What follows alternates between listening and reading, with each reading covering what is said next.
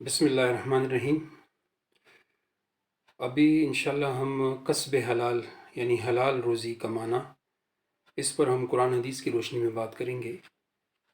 سب سے پہلی بات تو یہ ہے کہ آج بنیادی طور پر کچھ ایسے مسائل رزق کے حلال کے بارے میں پیدا ہوئی ہیں جس کی وجہ سے تقریباً تمام جتنے بھی لوگ ہیں پوری دنیا میں، صرف مسلم کنٹریز نہیں بلکہ نان مسلم کنٹریز کے اندر بھی اپنے ضروریات کے اعتبار سے ان کے جو سورسز ہے، جو وسائل ہے، وہ ان کے خراجات کے اعتبار سے بہت کم ہیں۔ خراجات زیادہ ہیں، وسائل کم ہیں۔ تو اس لیے ہمارا مذہب جو اسلام ہے وہ تو سب سے بہترین مذہب ہے۔ اس نے ہمیں کفایت شعاری یعنی ضرورت کے مطابق خرچ کرنے کی تعلیم دی ہے۔ کسب حلال یعنی حلال روزی، یہ اللہ تعالیٰ نے قرآن کے اندر تمام انبیاء علیہ السلام کو بھی ذکر کیا ہے کہ یا ایھا الرسل کلوا من طیبات ما رزقناکم واعملوا صالحا، اے رسولو کھاؤ زمین کی پاکیزہ چیزوں میں سے اور اچھے عمل کرو۔ مطلب اس آیت کے اندر یہ بات واضح کر دی گئی ہے کہ اگر کوئی چاہتا ہے کہ اس کے عمل اچھے ہو تو اس کے لیے رزق حلال کمانا ضروری ہے۔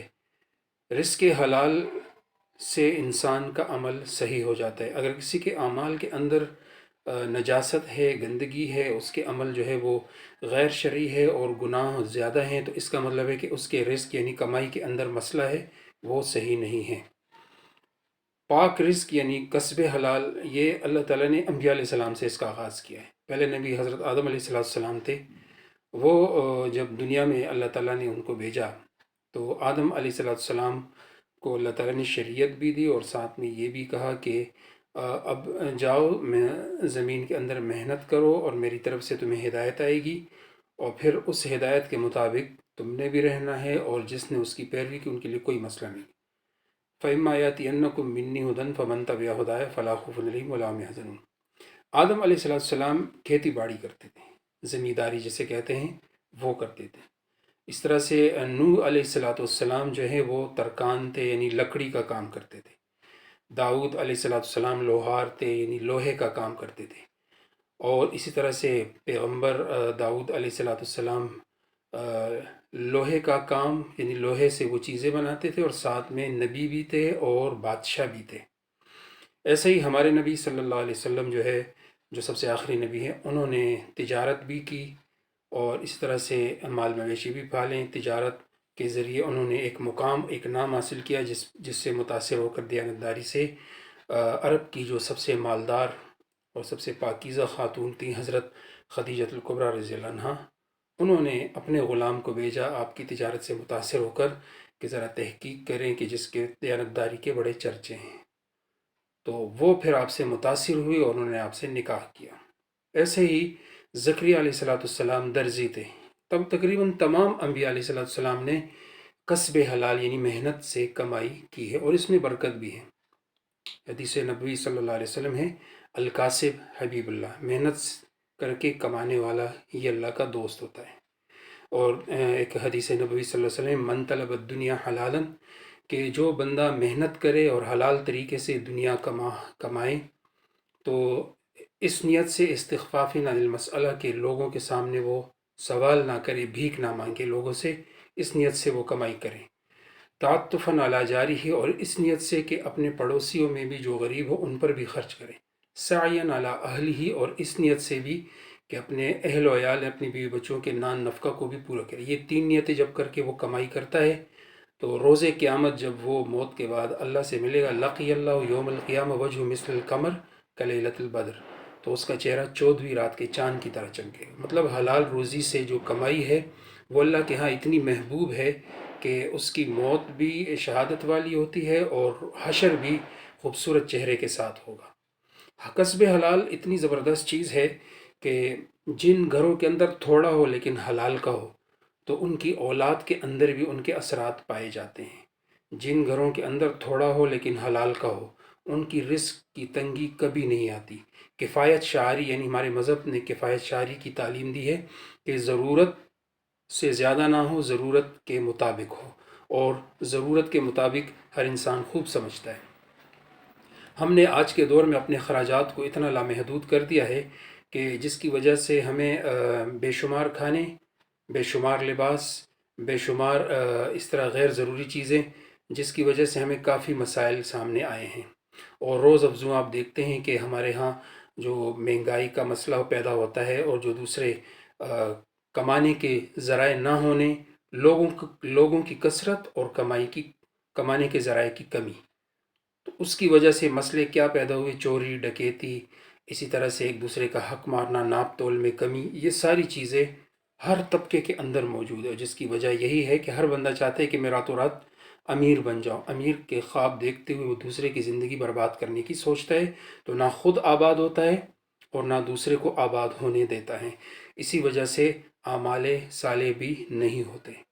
تو پہلی بات جو کاروبار میں برکت کے لیے ہیں، جس کے بارے میں اکثر لوگ کہتے ہیں کہ کاروبار میں برکت کیسا ہو، سب سے پہلے اپنی نیت صاف کریں۔ یہ یاد رکھیں، کسی کے لیے دل میں میل نہ رکھیں۔ جس دل کے اندر میل ہوگا وہ دنیا کے اور دین کے کسی کام میں بھی وہ کامیاب نہیں ہوگا۔ یہ ہمارے نبی صلی اللہ علیہ وسلم کی ایک حدیث ہے، انما الاعمال بالنیات، بے شک اعمال کا دار و مدار وہ نیتوں پر ہے۔ اس کا مطلب یہی ہے کہ اگر آپ عبادت بھی کرتے ہیں تو نیت یہ رکھیں کہ میں صرف اللہ کے لیے کرتا ہوں۔ اگر آپ دنیا کا کوئی بھی کام کرتے ہیں، کسی کے ساتھ اگر آپ مدد بھلائی کرتے ہیں یا کسی کی خیر خبر لیتے ہیں، تو بھی نیت یہ رکھیں کہ میں اس کو صرف فی سبیل اللہ کر رہا ہوں، بدلے کی نیت سے نہیں کرتا، تب جا کے اس کا اثر پڑتا ہے۔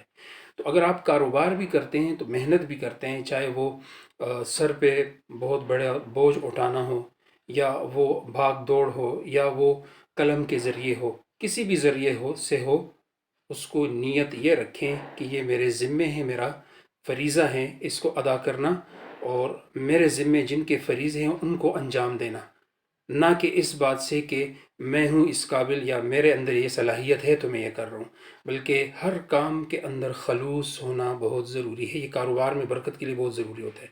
ہمارے ہاں جو اکثر مسائل پیدا ہوتے، جیسے کہ حدیث میں آتا ہے کہ ارشاد نبی صلی اللہ علیہ وسلم ہے کہ من غشنا فلیس منا، جو دھوکے سے، جھوٹ سے، ملاوٹ سے کام کرتا ہے تو وہ تو امت سے نکل جاتا ہے۔ باقی برکت تو دور کی بات، وہ محمد صلی اللہ علیہ وسلم کی امت سے اس کا نام ہی نکل جاتا ہے، فلیس منا۔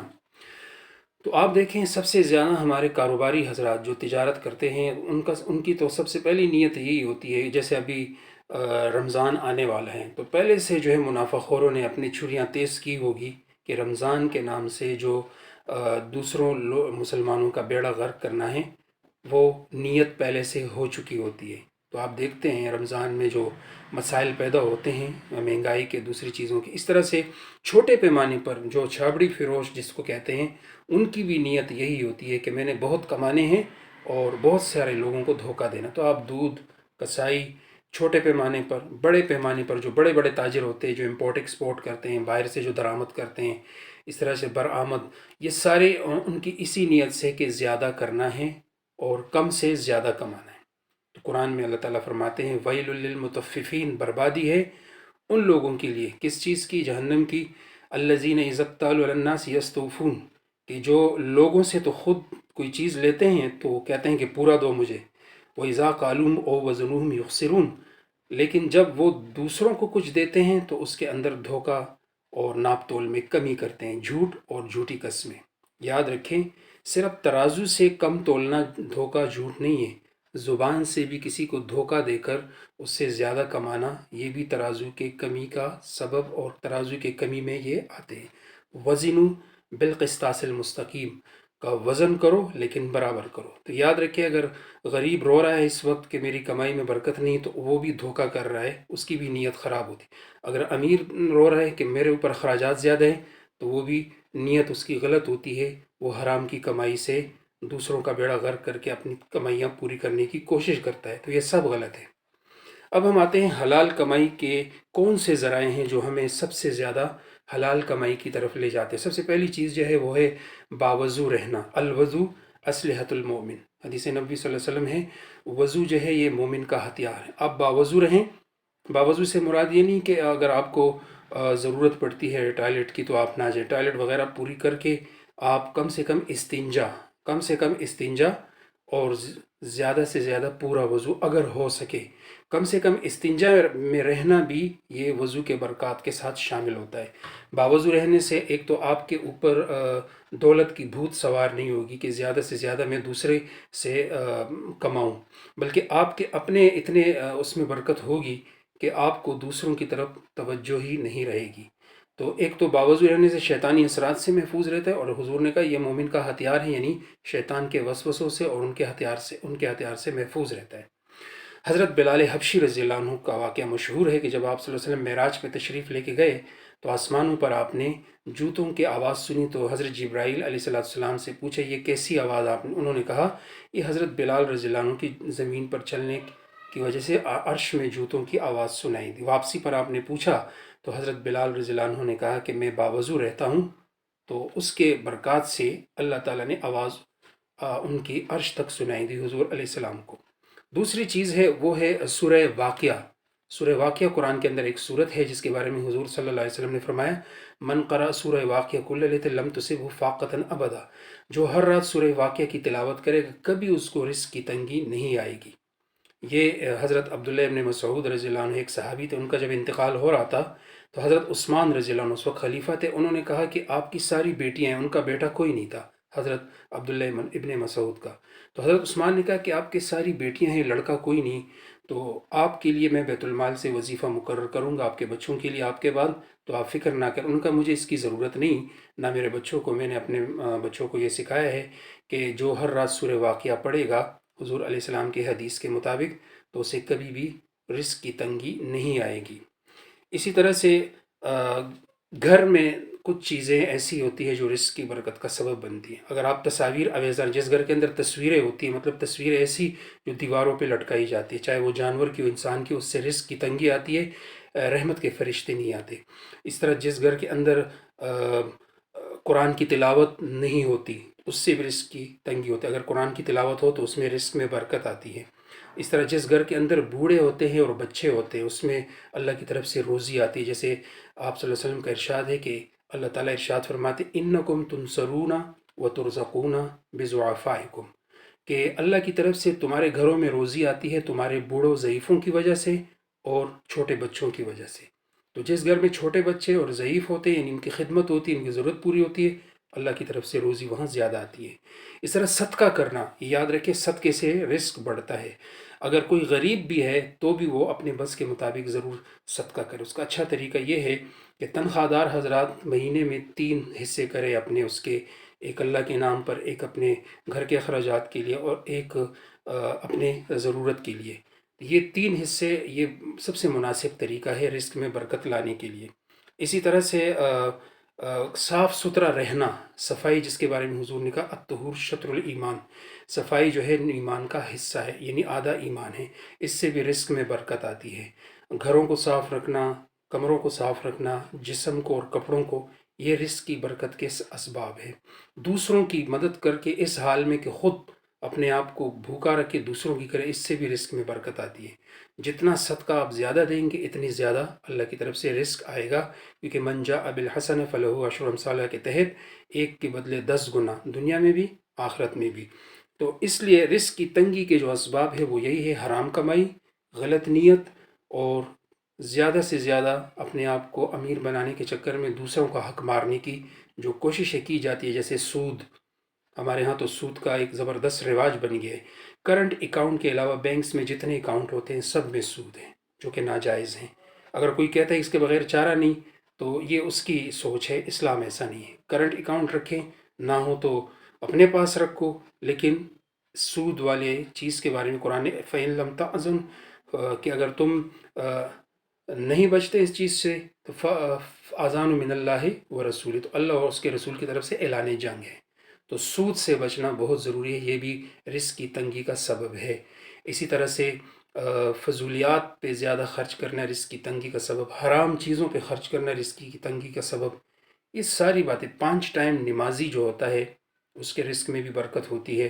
یہ اسی طرح سے یہ تمام باتیں تب ہی ممکن ہے اگر ہماری نیتیں، پھر وہی شروع والی بات، نیتیں اس چیز میں اس طرح سے ہو کہ دوسروں کی چیزوں پر نظر نہ رکھنا، اور اپنی حالت پر اللہ تعالیٰ کا شکر ادا رکھنا، جیسے حضور علیہ السلام کو اللہ تعالیٰ فرماتے ہیں قرآن میں لا تمدن عینیک الی ما متعنا بہ زہرۃ الحیات الدنیا، اے نبی اپنی آنکھیں کبھی دنیا والوں کی طرف اٹھا کے مت رکھو کہ ان کے پاس تو زیادہ اور تیرے پاس کم، بلکہ جو ہم نے تمہیں دیا ہے اسی پر اللہ کا شاکر رہو، تو تم شکر گزار بنو گے تو ہم تمہیں اور بھی دیں گے، وافر مقدار میں دیں گے، لئن شکرتم لازیدنکم وما علینا الا البلاغ۔ السلام علیکم ورحمۃ اللہ۔